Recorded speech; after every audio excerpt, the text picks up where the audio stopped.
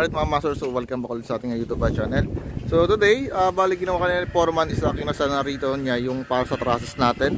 So yung mga tubular natin, bali winalding na po niya rito. Yan, so pinakapit na niya dito. Yan.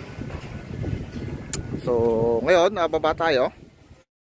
So dito naman sa baba mga master, so bali ginawa ko isa, inutay-utay ko na yung mga kwarto natin. Kinakas ako ng guys yung ating mga saksakan dito. Yan. So may mga ano dito, mga abang na. Bali itong mga master, isa meron ng mga kawad dyan. Ayan, so may mga kawad na siya. Ito. So bali hilahin na lang natin once na nagsimula na tayo mag-wiring dito. Okay. So dito naman sa kabilang kwarto, so kinabit ko na rito yung ating ano. Naglagay ulit ito ng dalawang box. Ayan, dalawang full box para dun sa linya ng ating Ethernet port. So dito natin guys itatago yung mga splitter kasi naka-splitter yung ating mga Ethernet port dito sa bawat kwarto. So dito lahat siya tatakbo.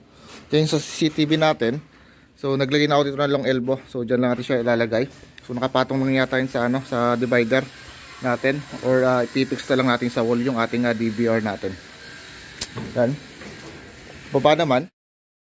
So dito naman sa baba mga master, bali ano na tayo. Tinagtatamper na huna tayo rito. Natamper na natin yung mga lupa dito para simulan na natin siyang ano, bakalan. So ipo-flooring na kasi natin na rin. So ito na lang naman yung tatambakan natin kompleto na. So dito tapos na natin itong itamper. So dito konting tamper na lang.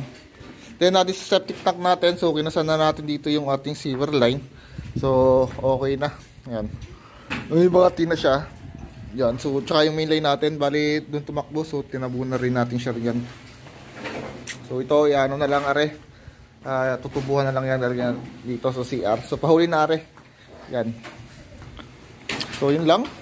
Kunti na lang at sa flooring na ho tayo.